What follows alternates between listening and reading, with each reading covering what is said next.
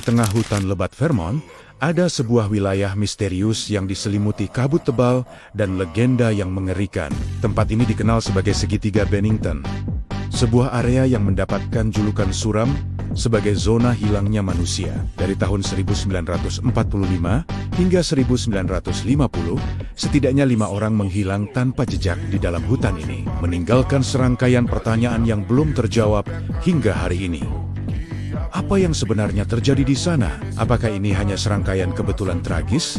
Atau ada kekuatan gelap yang bersembunyi di balik pepohonan? Hari ini, kita akan menyelami salah satu misteri paling membingungkan di Amerika. Segitiga Bennington bukanlah sebuah lokasi geografis resmi. Nama ini diciptakan oleh penulis asal New England, Joseph A. Citro, pada tahun 1992 untuk menggambarkan area di barat daya Vermont, dengan pusatnya adalah Gunung Glastonbury. Wilayah ini mencakup kota-kota seperti Bennington, Woodford, Shaftesbury, dan Somerset. Sejak dulu, penduduk asli Amerika menghindari daerah ini. Mereka menganggapnya sebagai tanah terkutuk, tempat di mana keempat angin bertemu, dan hanya orang bodoh yang berani masuk ke sana. Legenda lokal juga berbicara tentang makhluk-makhluk aneh, seperti manusia liar Glastonbury yang konon berkeliaran di hutan.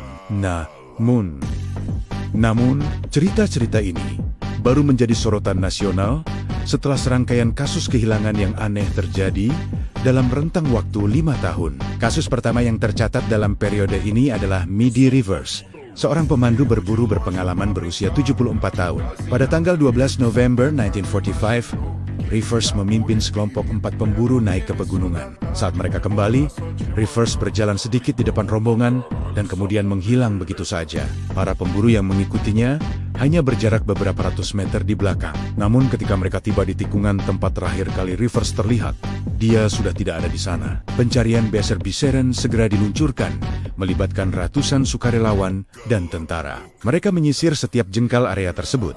Tetapi satu-satunya jejak yang ditemukan adalah sebuah selongsong peluru tunggal di dekat sungai. Selongsong itu berasal dari senapan milik Rivers. Anehnya, Rivers adalah seorang ahli hutan yang mengenal daerah itu seperti punggung tangannya sendiri. Bagaimana mungkin seseorang dengan pengalamannya bisa lenyap tanpa jejak di wilayah yang begitu familiar? Misteri ini menjadi awal dari serangkaian peristiwa yang lebih aneh lagi. Setahun kemudian, tepatnya pada tanggal 1 Desember tahun 1946, misteri segitiga Bennington semakin dalam.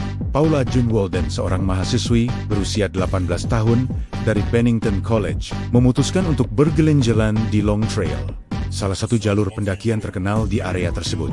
Dia memberitahu teman sekamarnya tentang rencananya, mengenakan jaket merah yang mencolok, dan berangkat seorang diri.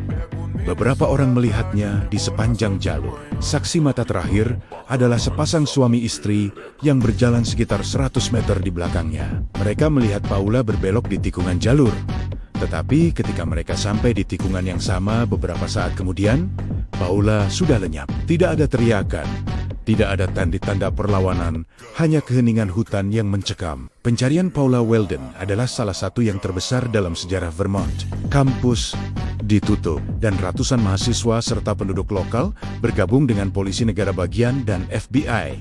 Bahkan, helikopter dikerahkan untuk menyisir hutan dari udara. Namun, tidak ada satupun jejak Paula yang ditemukan. Tidak ada pakaian, tidak ada barang pribadi, sama sekali tidak ada. Kasus ini begitu membingungkan hingga memicu pembentukan polisi negara bagian Vermont, karena sebelumnya negara bagian ini tidak memiliki lembaga penegak hukum terpusat. Jaket merahnya yang seharusnya mudah terlihat di tengah salju dan pepohonan seolah ditelan oleh hutan itu sendiri. Kemana Paula pergi? Teori bermunculan.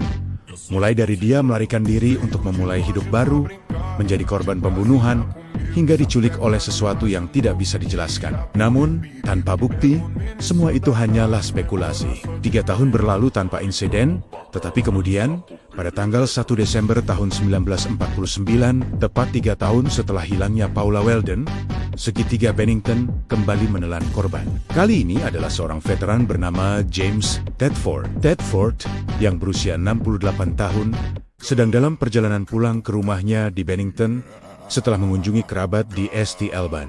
Dia naik bus, dan menurut 14 penumpang lainnya, Tedford terlihat tertidur di kursinya. Bus itu melakukan perjalanan tanpa henti menuju Bennington. Namun, ketika bus tiba di tujuannya, kursi tempat Tedford duduk sudah kosong. Semua barang bawaannya masih ada di rak bagasi, dan sebuah jadwal bus terbuka tergeletak di kursinya. Seolah-olah dia menghilang begitu saja dari bus yang sedang melaju. Bagaimana seseorang bisa lenyap dari kendaraan yang bergerak penuh penumpang tanpa ada yang melihat? Sopir bus dan penumpang lainnya bersumpah bahwa mereka tidak melihat Tedford turun.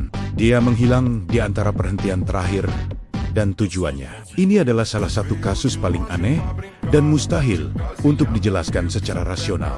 Kurang dari setahun kemudian, segitiga Bennington kembali menunjukkan sisi gelapnya. Pada bulan Oktober tahun 1950, seorang anak laki-laki berusia 8 tahun bernama Paul Jepson menghilang. Ibunya, yang bekerja sebagai penjaga dan juru masak di sebuah peternakan lokal, meninggalkan Paul bermain dengan gembira di dekat kandang babi.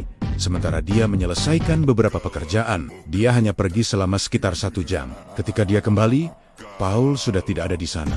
Anjing pelacak yang dibawa ke lokasi dengan cepat kehilangan jejaknya di sebuah persimpangan jalan lokal. Tempat yang sama di mana Paula Weldon diyakini menghilang 4 tahun sebelumnya. Sekali lagi, pencarian besar-besaran diluncurkan. Ratusan orang menyisir area itu selama berminggu-minggu. Tetapi tidak ada tanda-tanda Paul yang ditemukan. Anak sekecil itu mengenakan jaket merah terang, seolah lenyap di telan udara tipis. Tragedi ini sangat memilukan dan menambah lapisan ketakutan baru pada legenda segitiga Bennington. Hanya 16 hari setelah hilangnya Paul Jepson, korban kelima dan terakhir dalam periode 5 tahun ini menghilang. Frieda Langer, seorang pendaki berpengalaman berusia 53 tahun, sedang berkemah bersama sepupunya di dekat Waduk Somerset. Saat melakukan pendakian singkat, Frieda terpeleset dan jatuh ke sungai. Dia memutuskan untuk kembali ke perkemahan untuk berganti pakaian kering, sementara sepupunya menunggu. Dia berjanji akan segera kembali. Itu adalah terakhir kalinya dia terlihat hidup. Ketika dia tidak kembali setelah beberapa jam, sepupunya mulai khawatir dan mencari bantuan. Pencarian ekstensif dilakukan, melibatkan pesawat, helikopter, dan ratusan sukarelawan. Namun, selama berbulan-bulan, tidak ada yang ditemukan. 7 bulan kemudian, pada 12 Mei 1951, sebuah penemuan yang mengerikan terjadi. Jasad Frieda Langer ditemukan di dekat Waduk Somerset, di area yang sebenarnya telah disisir berulang kali oleh tim pencari. Kondisi jasadnya terlalu membusuk untuk menentukan penyebab kematian. Lokasi penemuannya sangat membingungkan. Bagaimana mungkin jasadnya berada di area terbuka yang telah dicari secara menyeluruh tanpa terlihat selama berbulan-bulan? Apakah jasadnya dipindahkan ke sana? Atau apakah ada penjelasan lain yang lebih aneh? Frieda Langer adalah satu-satunya korban yang jasadnya pernah ditemukan. Tetapi penemuan itu justru menimbulkan lebih banyak pertanyaan daripada jawaban. Jadi, apa yang sebenarnya terjadi pada kelima orang ini? Ada banyak teori yang mencoba menjelaskan misteri segitiga Bennington. Teori yang paling rasional tentu saja menunjuk pada kondisi alam. Hutan Vermont sangat liar dan medannya berbahaya. Cuaca bisa berubah secara drastis dalam sekejap. Mungkin saja para korban ini tersesat, mengalami kecelakaan, atau menjadi korban hipotermia. Hutan yang lebat bisa dengan mudah menyembunyikan jasad selamanya. Beberapa orang juga berspekulasi tentang adanya seorang pembunuh berantai yang aktif di daerah itu.